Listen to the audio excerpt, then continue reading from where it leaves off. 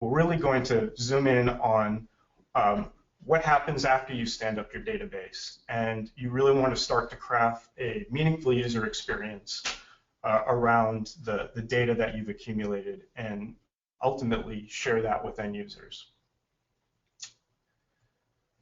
So just a couple quick notes on who I am. My name is LaCava. I'm a senior software designer at a consultancy called Expero.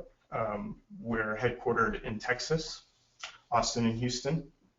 I've also worked as a product manager in the past, as well as a usability engineer and a front-end developer.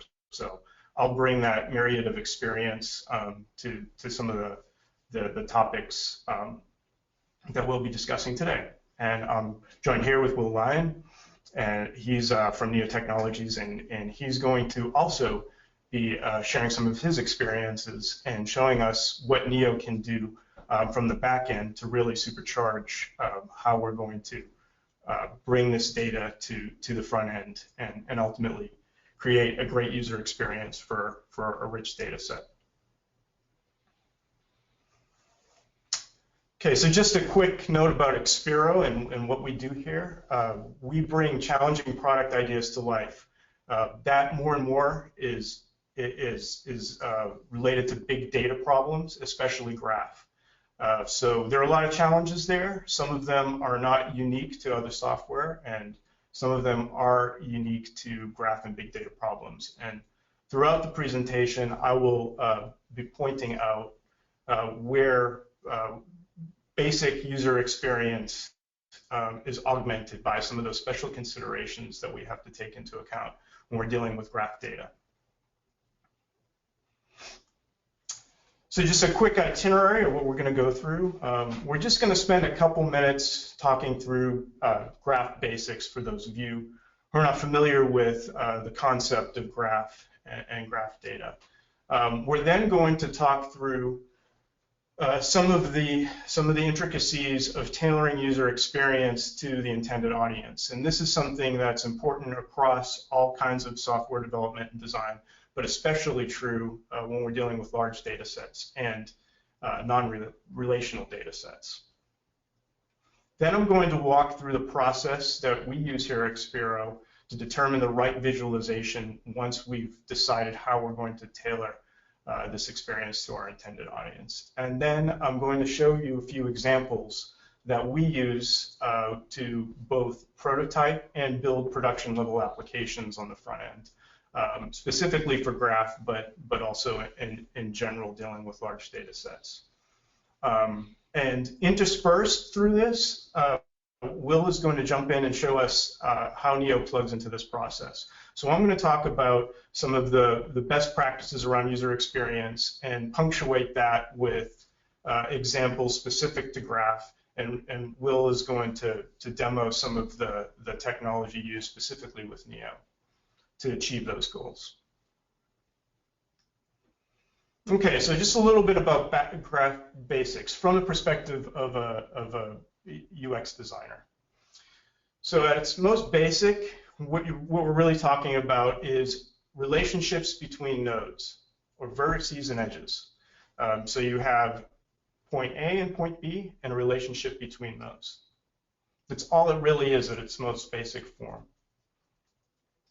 Now those connections can be geographical in nature. So anytime you have a connection between two logistical points, you have a graph. It can be familial in nature, so it could be hierarchical, or it could be a relationship between two people. It could be business-oriented, so two entities connected by some kind of trait. And most importantly, it could be multifaceted. So there could be multiple connections between these vertices.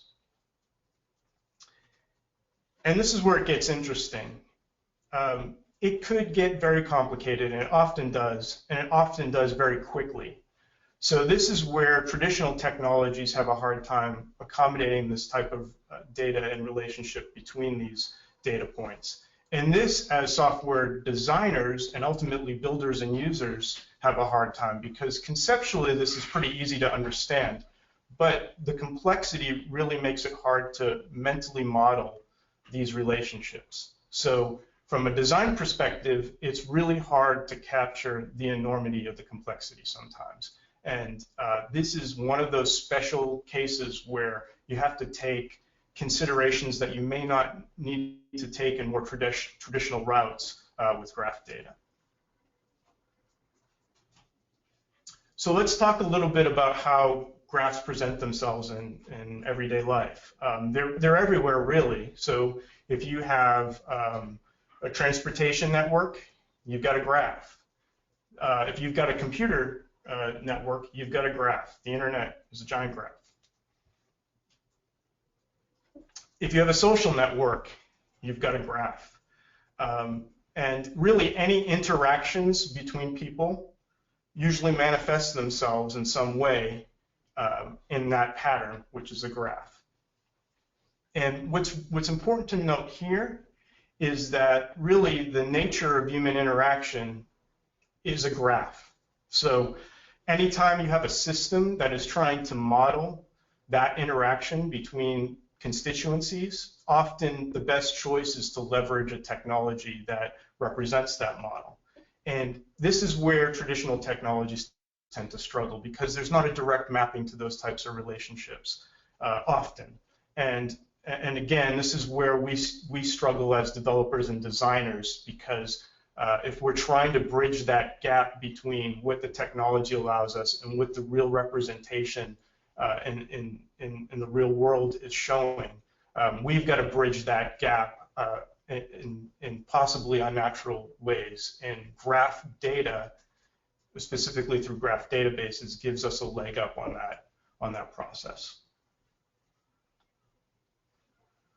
Okay, so let's talk a little bit about tailoring and experience that involves graph data.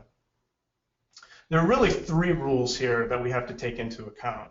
The first one is know the problem that you're trying to address and articulate it in a way that everyone you're working with to address that problem understands it. Everyone's on the same page. The next is to understand the user's goals within that problem space. So what do they really want to do? Where do they perceive the gaps in that problem space? And point 1 and 2 is really standard practice for any user experience initiative. These things are crucial to understand, and they're crucial to get right. The third one is a little bit different. Experiencing the data is something that's almost essential for any graph related problem that you're trying to solve. The nature of the data, the complexity, the sheer size of it means that before you design anything, you have to understand the complexity.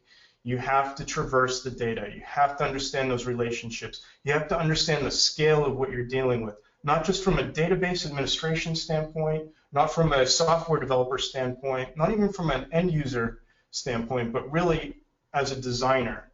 And it may sound simple, but this is where a lot of things go wrong when folks are designing things that offer solutions to problems based in graph style data. And in general, experiencing the data is probably the #1 takeaway, I would say, for really getting the user experience right when you're dealing with graph. I've seen a lot of design projects here falter because the designer didn't necessarily understand the scale of what they were looking at. So when they designed a solution, it might have been beautiful on the drawing board, but when data started to get loaded into it, and remember that complexity gears up very quickly, when that happens, the design often falls apart. It can't scale. It can't show the meaningful data that we're trying to get at in a usable way when we throw the enormity of the complexity of the problem at it. So let's talk a little bit more about stating the problem. First of all, it should be concise and general enough that everyone can wrap their heads around it.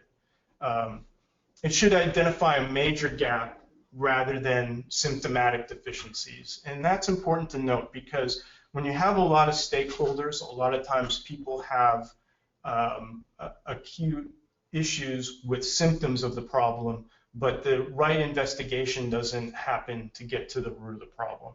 So that's really where the crux of producing this correctly happens, is really locking down a problem that gets to the root, is concise, and is general enough that everyone can get on board and row in the same direction when it's time to solve this problem.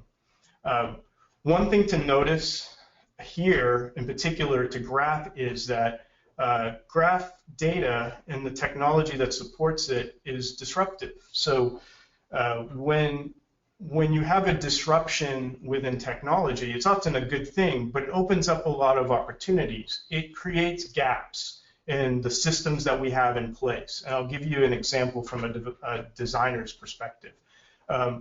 We got really good as user experience designers designing by contract with development teams, meaning that when the developer said, here's our data set, here's the relational data that we're going to be giving to the front end, this is what you have to account for, we understood it, we put systems in place to be able to design tried and true forms of showing that data. Graph throws us a curveball as designers, because just by the nature of what's possible through a graph database that may not be accessible with other forms of technology, we now have a myriad of opportunities. That creates gaps within systems and often opportunities to solve problems in that space. So it gives us opportunities to create products that we could never have created without some of the advancements in this type of data.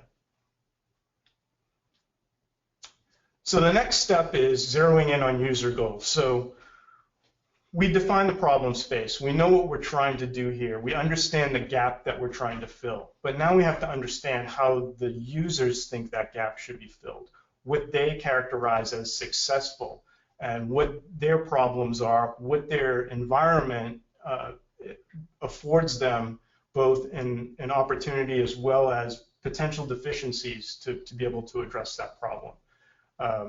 Problems need to be measurable. This is very important, because this is going to be the barometer that tells you whether your solution is in line with your users. This is the user centrality that user experience professionals are always trying to strive for. So we want to measure those things. Is this goal achieved? By what measure? And if it's not, that's going to allow us to course correct as we go through the design and development cycle for any solution, not just graph, but any solution. And as far as the guy on the right here, we'll get back to him a little bit later, but I just want you all to make a mental note of what he's doing there. It's going to be important later, and we're going to come back and revisit it. So we've walked through the problem space. We know what our users want to do within that problem space. We've got measurable goals. We've got a plan. But we still haven't experienced the data at the level that we need to understand the problem. And again, this comes into full focus when we're talking about graph. So we need to understand the structure of that data, and we need to understand, most importantly, what dimensions our users care about to achieve the goals to address the problems that we've defined. And those dimensions are often referred to as dominant dimensions. And they are the key to what we call in the UX practice as successful completion of task. That's the holy grail for usability, basically. If a user can successfully complete a task within the allotted constraints, then the software has achieved its goal.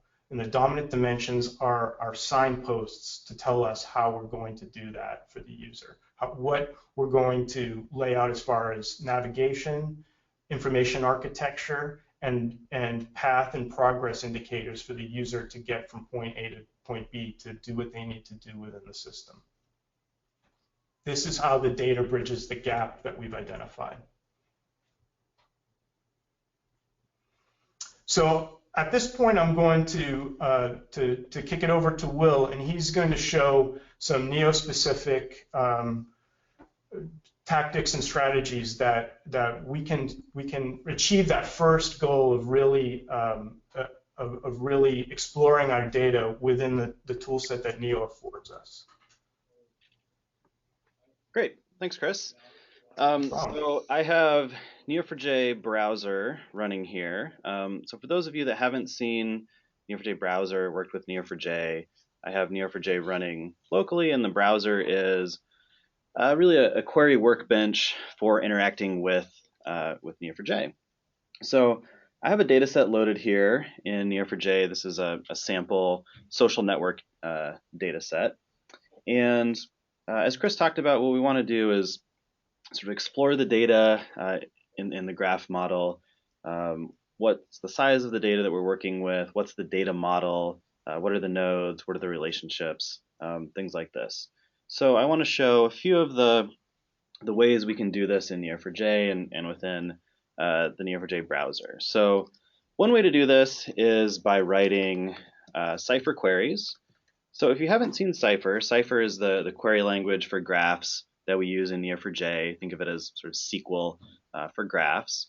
And Cypher is really all about pattern matching. So here I've defined some pattern. In this case, this is just all nodes.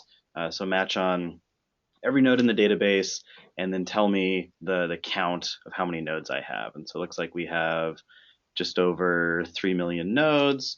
Similarly, I can do this for relationships. So you can see here, nodes are defined within parentheses and relationships within brackets. So, so now this query is just saying match on every relationship in the database and just return the count.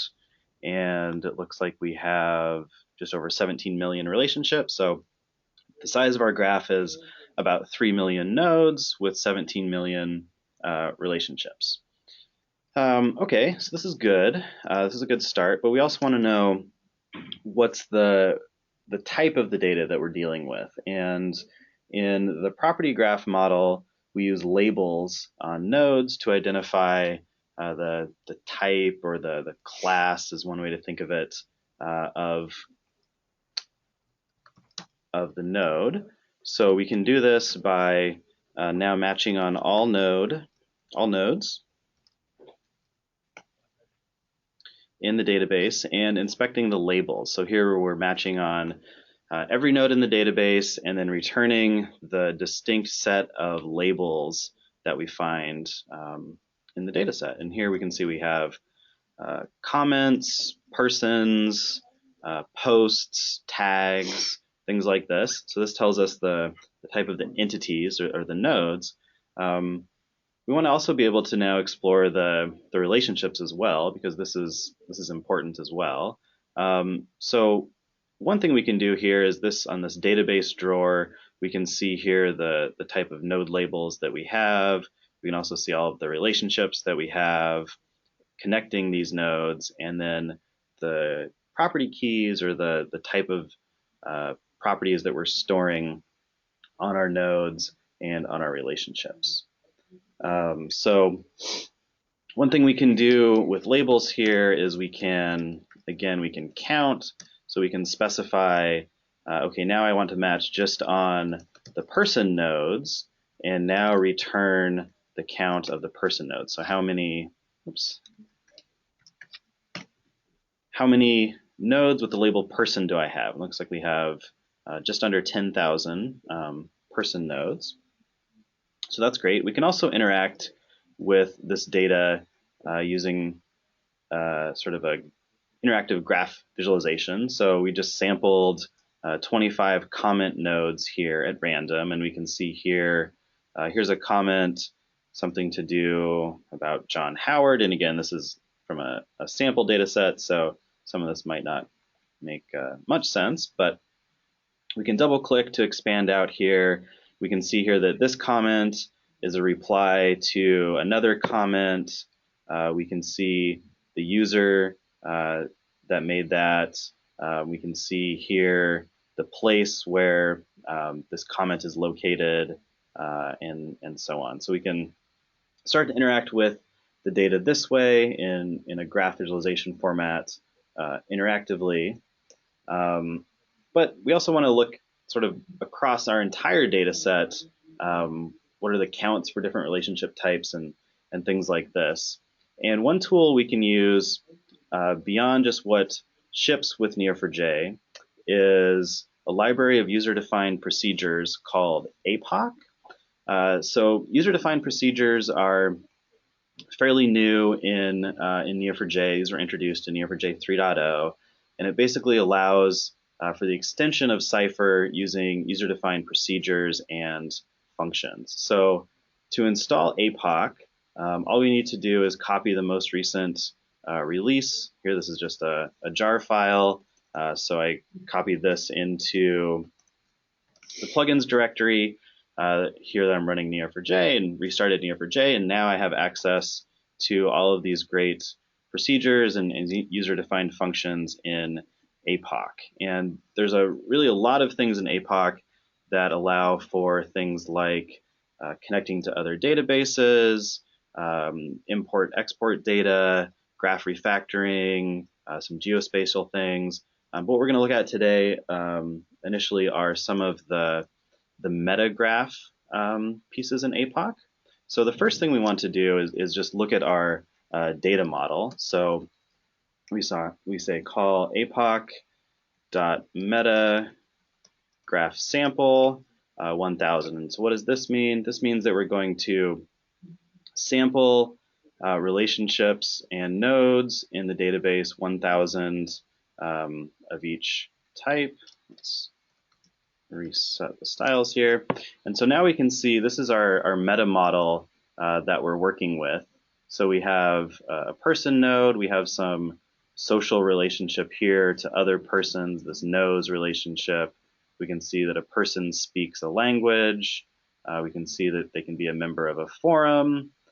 Users create posts. We can see comments on those posts and so on. So this allows us to see the model of the data that we're working with. Another really useful procedure is APOC metadata. And what this does is, similar to metagraph, shows us across all of the labels, relationship types, and properties, what are the counts for each of these, what are the property types, so string, integer, so on, inspect the schema, do we have indexes on these properties. So again, this is a very useful procedure for sort of experiencing the data. And the final APOC procedure that I want to show, oops, forgot the S there, is APOC metastats.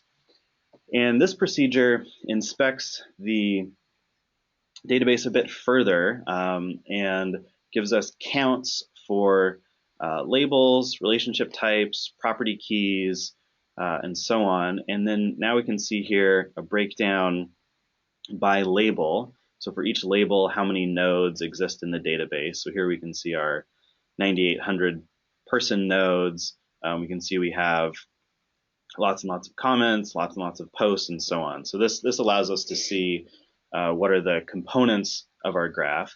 And then similarly for relationship types, we can see all of the relationship types that exist along with the counts in Neo4j as well.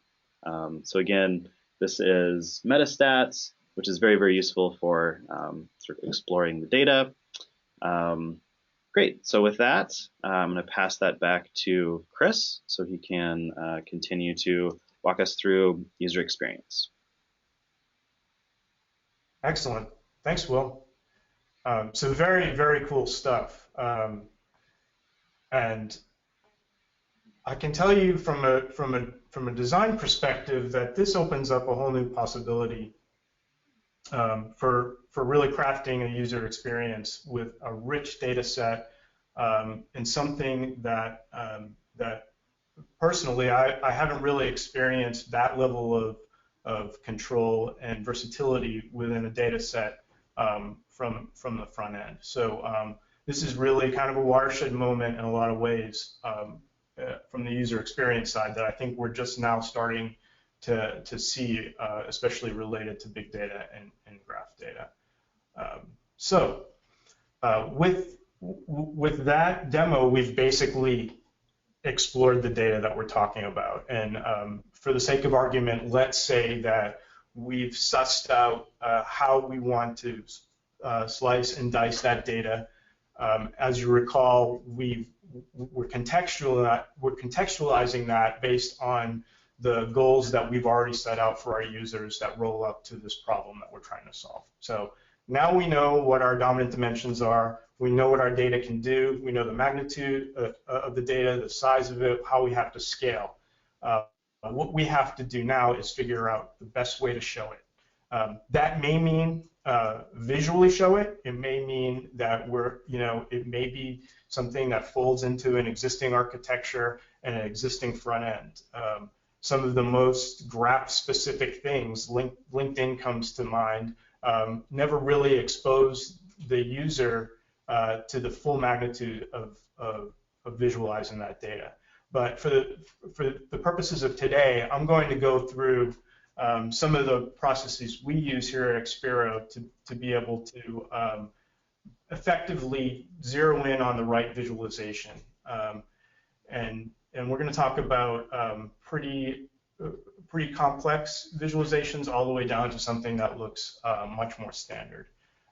And through this whole process, we're going to factor in the user perspective, because again, if we lose track of that, then the user centricity of our solution is going to be off the mark. And also, we're going to bring back into light some of those dominant dimensions that we talked about initially, and Will kind of showed how to actually suss out of that data set using Neo.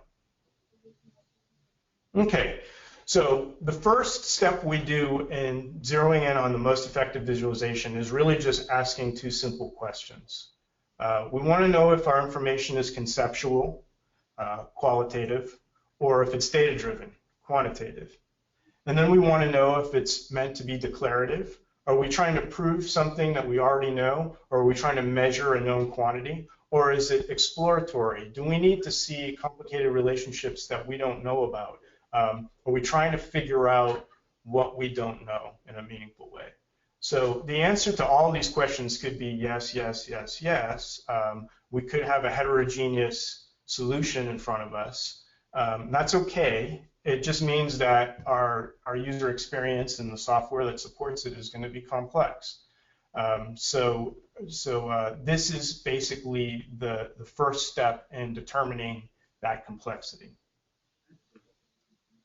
So once we answer those questions, we map them out on this quadrant. And this tells us, is it conceptual in nature? Then it gravitates more towards the left. Is it more data-driven? It gravitates towards the right. Is it declarative in nature? It bubbles up to the top. Is it exploratory? It migrates down to the bottom. So this is where we start to map out what visualizations we may need for the solution in front of us.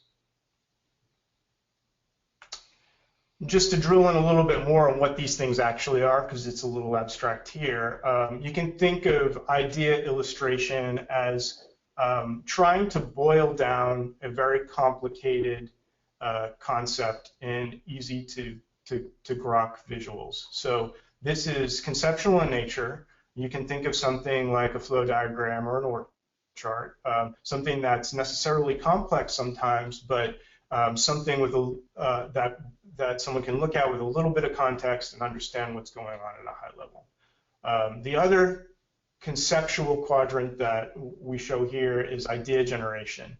Now, these are the things that people don't often consider visualizations, but they are a tool that we use as designers a lot.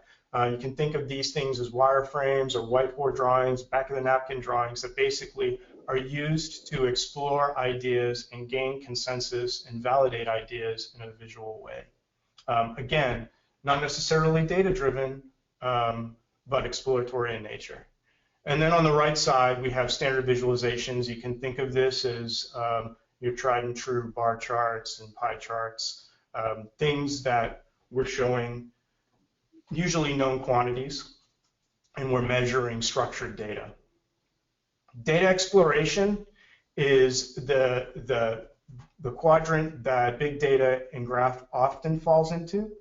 And I say often as a qualifier, we'll get back to that in a minute, but this is where all the cool stuff happens, the stuff of data science. So we look at geospatial information, four-dimensional data stratified over time that we can navigate within 3D space. These are often complicated node charts that we drill in through progressive disclosure to get metadata information in a very progressive way. We use this for deep analysis and spotting trends that we can't with other conventional methods. Now, I want to zero in on this for a minute because remember that graph data almost always has a certain amount of complexity to it, and often a high degree of complexity. One of the cardinal mistakes that are made by UX designers dealing with that data set is to navigate down to this data exploration quadrant as a solution. Just because the complexity of the data on the back end warrants special consideration does not necessarily mean that you expose that complexity to the user. And that is probably, I mentioned that exploring the data in pre-design is the first most common misstep. This is probably the second most common misstep, which is unnecessarily exposing the user to too much complexity within the data. So the answer to the questions that we asked before this slide will tell us where we end up here. Without that process, often we as designers unnecessarily navigate to the data exploration quadrant. And it's an easy trap to fall into because it's cool. And it's cool data and it's cool visuals. So we obviously want to do that. So I'll just go through very quickly a few examples just to hit home a couple of the ideas that we're talking about here. Here's idea illustration. So very complicated set of things that we're representing in a very simple way. Someone with a little bit of context can look at this and understand pretty immediately what we're doing here, even though this is a simple representation of something very complicated. But again, not data-driven. This is conceptual in nature.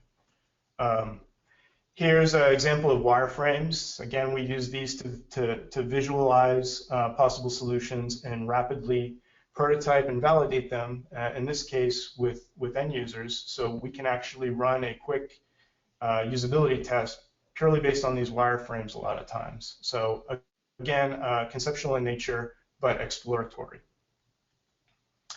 Standard visualizations, there's a pretty well-worn path on how to get to the right chart at this point when you're talking about standard data. It is easy to misstep here, and people often do, but this is a known quantity, and this is something that's been very well documented and usually pretty straightforward. So we're dealing again with declarative but data-driven information here. So graph gets a little bit more complicated because you know, there's endless ways to slice and dice this data, and there's endless ways to potentially show it. And it's often exploratory in nature, not always, as I said before, but often. So this is where things get interesting. There's some hints that graph affords us, and that is really around algorithms that tell us how the graph can be traversed in certain use cases. So there are algorithms that show us dependencies within the graph. Maybe our problem set is around some kind of dependency relationship that we want to zero in on, and we want to expose that to the user. There are certain visualizations that could help us there. The same goes for clustering. We may want to see patterns around clusters of information. We may want to see similarities and patterns, predictive analysis potentially, between places in the graph. We may want to match and categorize different nodes strewn throughout our graph and subgraphs. We may want to see some kind of optimization, some kind of quickest route between two nodes. And we may want to look at centrality algorithms. And this is really where a lot of the social data that we're looking at today may fall into. You may want to see single points of failure within a graph, or you may want to see influencers where one node is connected or influences a lot of other nodes. So centrality algorithms give us that. If we understand the algorithms that we want to use to tease out meaningful information, it's one more piece of the puzzle that gives us a clue of how we want to visualize it. So this is an important part, and this is really graph specific. So this is where this is one of those special considerations that I mentioned early on in the presentation, where the data that we use to visualize and build user experience around in graph deviates a little bit and needs special consideration from some of our UX best practices. So with that, I'm going to hand it back over to Will, and we're going to walk through some of the algorithms that I mentioned here, and Will will show how Neo really supercharges a lot of capability here. Cool, thanks. So yeah, so using this social network data that we explored earlier, what I want to do is show how we can calculate some of these algorithms using Neo4j that Chris talked about. And we're going to focus on centrality and on clustering or community detection. We could dive into all these, but these I think are the two that are most relevant for the data set that we have. And we're going to leverage, again, these APOC procedures. So let's first start with centrality. And so one measure of centrality is degree centrality. This is simply the number of relationships connected to a specific node. And in the social network context, I think what makes sense here for measuring degree centrality is looking at this person-to-person knows relationship.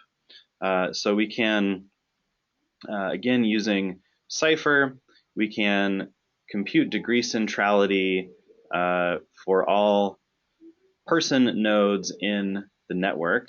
So what we're doing here in this query is matching on all nodes with the label person.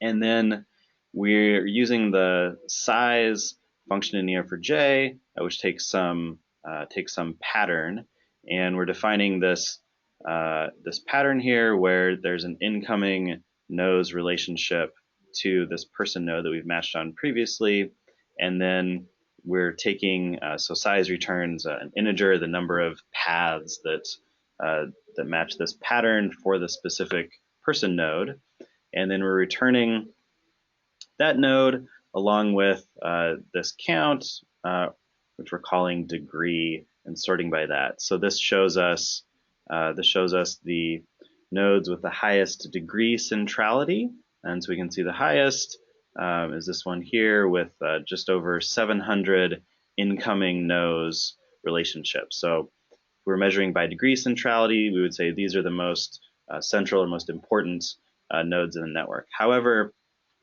degree centrality is not necessarily a relevant measure of importance in the network.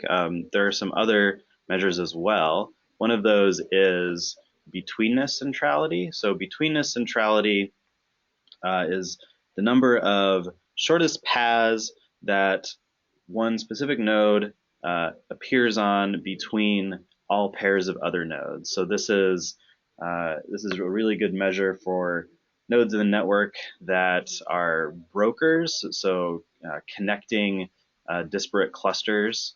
And we can use APOC here to calculate betweenness centrality. So we're matching on all person nodes in the network, and then I'm just limiting to the first 100 here, just so we can see a quick example.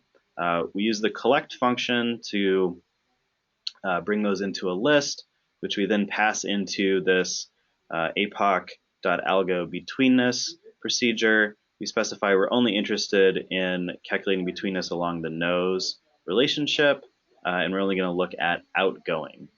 And so this will take a few seconds because we have to look at all shortest paths between all other nodes in the network for these person nodes that we're calculating centralities for. And so now we can see Antonio Gonzalez is now has the highest betweenness centrality in the network. Related to betweenness and other centrality measures is PageRank. So PageRank is this algorithm that Google used to rank the relevance of web pages. So building a network or a graph of web pages that link to each other. PageRank is a measure of the importance of the node in the network relative to the number and importance of the other nodes pointing to it. This can be also called an eigenvector centrality. And there's a PageRank implementation in APOC as well. So we can similarly match on all person nodes, collect those into a list, and call apoc.algo PageRank with this list. And we can also update properties on the nodes. I think this is a common way to leverage these sort of analytics queries with the type of operational workload transactional queries that are more common in Neo4j. As we run these types of analytic queries, update some property on the node, and then we use that in real time as we're trying to answer some maybe recommendation query or something like that. Anyway, the problem here is that we're only interested in this nodes relationship. So if we were to run PageRank like this, it would take into account all of these other nodes, all these other relationship types connecting the person nodes. So instead, we can limit PageRank to just the piece that we're interested in here. So there's another PageRank implementation in APOC that can take a Cypher query and using the result of that Cypher query, calculate PageRank on just that subgraph that's returned. So this Cypher query is saying match on all person nodes that are connected by this nose relationship. Then we want to run PageRank on just that subgraph that's returned, 20 iterations, and we want to write these back to Neo4j. So we want to update the PageRank property on these person nodes with the value of the PageRank score. And so when we do that, so that completed, now we can say match on person, and let's return the person along with their PageRank score, now ordered by PageRank descending, and let's look at the top 10. So across all nodes, order by, there we go. So across all person nodes in the network, who are the 10 with the highest PageRank score? These could potentially be the most important people in the network. Maybe these are the influencers in the network. Okay, so let's move on to community detection.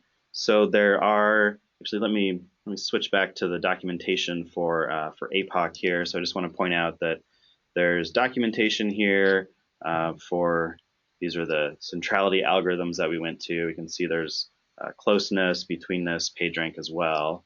And now we're interested in community detection. And so there are a few different community detection or clustering algorithms implemented in APOC. The one we're interested in that we'll use today is label propagation. So how do we use this? Well, what we want to say here is, okay, 25 iterations on just the person nodes. Let's run the label propagation algorithm along the nose relationships outgoing in batches of 10,000, and we'll set, once we've calculated which community or which partition this node belongs to, we'll set the partition property on the node. So now we're updating a property on the node that says which community it belongs to.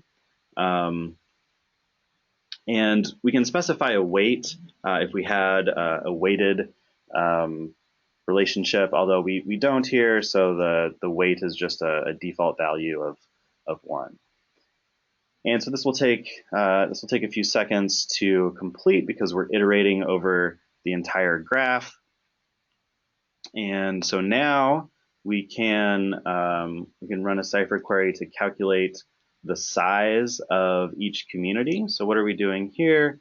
We're looking for the distinct values of this partition property, and then we're matching on all the nodes that belong to that community and returning the count. So we can see here that the community with this ID is the largest with 6,000. So this is a very, very big community, lots of densely connected nodes here, and then we have a few other smaller communities. Now, one thing we might want to do is run a query that says, okay, within each community, who's the most important node in that community? Who's the influencer in that community?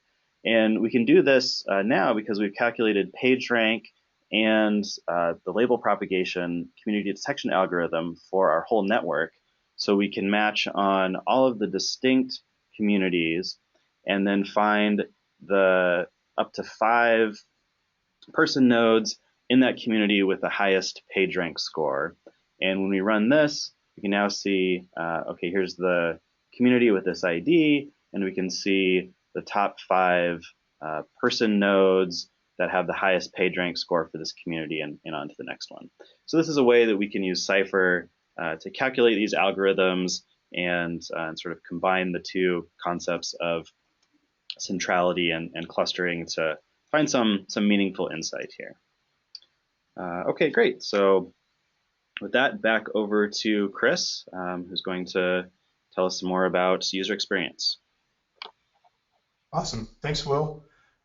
Again, very, very cool stuff. And just to ground us back into stuff that we've been talking about up till now, we've walked through problem set, solutions for the user, we've experienced the data, we've understood at a low level how we can extract that data in meaningful ways and how we're going to present it with the right visualization is going to be. There's one more aspect that we have to inject into this process before we can start designing. And I want to bring it back to my friend on the right here. I said that he'd come back and bring us some interesting insight. And this is around injecting the user perspective back into what we've been talking about. So this guy here, he's a network administrator in the field. He happens to be configuring a fiber optic network here. So he is definitely dealing with graph data. He's looking at hundreds of thousands of nodes potentially and their relationships, very complicated.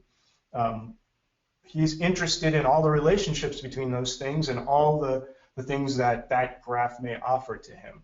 What he's probably not interested in this case anyway, is traversing that data within a node chart on a small 8x8 touchscreen. So we always have to take into account the environment of the user, what their objectives are, and what some of the limitations are within their specific situation.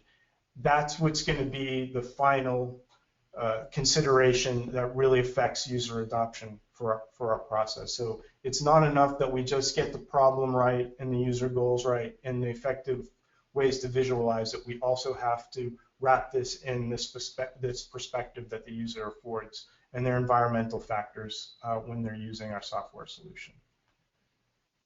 So very quickly, I'm going to walk through an example scenario just so we can hit home some of the things we've been talking about in broad strokes, as well as trying to pull in some of the specific things that Will's demoed today and how they apply to a hypothetical scenario. So here I have an example problem set.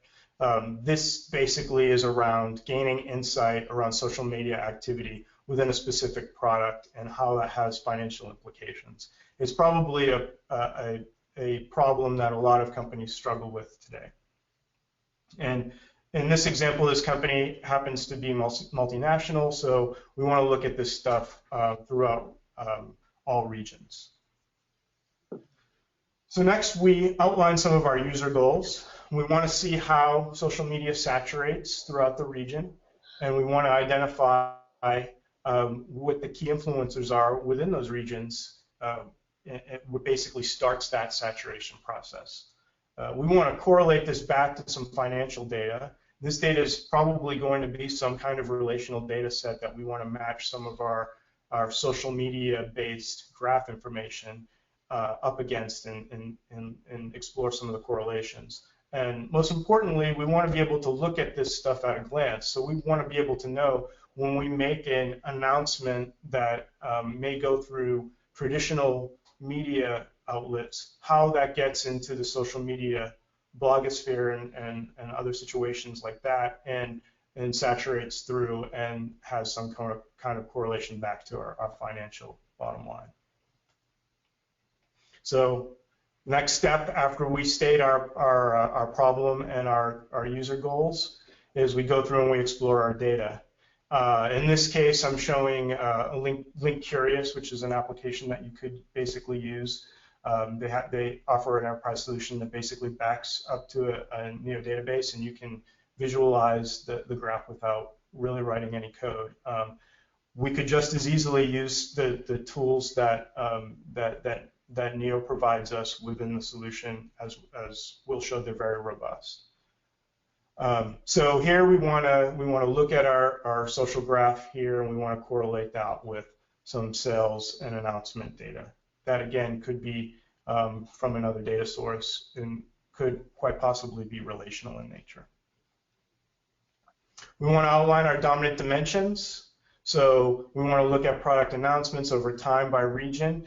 This again is the guidepost, the information architecture, if you will, that we're going to expose based on the user goals. We're also going to look at something called primary entities. These are the things that cue users in to what they're most interested in, and we give high-level information that they can then drill down into and progressively disclose. This is important because performance is often an issue with large data sets, and graph is no exception. The primary entities are going to tell us what to boil up across those dominant dimensions at a high level and show the pertinent metadata that users can then explore in more detail and access things such as subgraphs to look at. So without this component, we could very possibly throw up way too much data to the front end and create the worst of all user experiences, which is a non-performant one. Step 0 in providing a good user experience is actually being able to get to the data in a timely way. So we're going to look at our data and see what it tells us. Financial indicators show that there's inconsistency from region to region, and we also have some data that shows us that where there's increases in social media activity around an announcement, there's also a correlation regionally. So now we finally get into our design spec, and this shows our dominant dimensions. We have a product announcement or product campaign filter that is our primary mode of navigation, along with relational information shown in standard visualizations, financials, to give context around that. We have regional information visualized in a node chart with geospatial locations, so we can see how that social media activity permeates across region, and we slice this all through a sophisticated time widget. So what this allows us to do is see over time how things correlate. So these are our dominant dimensions. And then these are our primary entities, things that tell users at a glance that they can then drill in and gain more information and progressively disclose the information that they're interested in. So now you start to see where the rubber hits the road on our process to an actual design spec. And if we want to get a little bit more involved in the spec, you also see that here we've exposed a full node chart to show some centrality algorithms actually This would be page rank or some kind of equivalent to show an influence on specific people based on a weighted algorithm. So we can drill into a region and show in the node chart who our key influences are at a given point in time in social media. And we back that information up, and this is an important point, with tabular data that basically reinforces that same information, because while a node chart tells the user intuitively what's going on, a list of top-ranked people is much easier to traverse when they actually need to interact in it. And the concert between those two visualizations create a more powerful, usable application. It's just another set of examples that aren't related to our scenario, but this shows another design spec. This happens to be a supply chain visualization, and this shows flow information and dependency. So this is another visualization of an algorithm. And then we've got more centrality along with more geospatial. So you can start to see, and once you start to tease out some of the important data, that this stuff really becomes very powerful to the user experience. So I just want to take a minute very quickly and talk through some of the tools we use at Expero to bring this stuff into both production as well as rapid prototyping and proof of concept. So for experiencing the data, I mentioned Linkurious as well as a lot of tools that Neo affords right out of the box. It's also interesting to note here that Neo offers a ton of different drivers.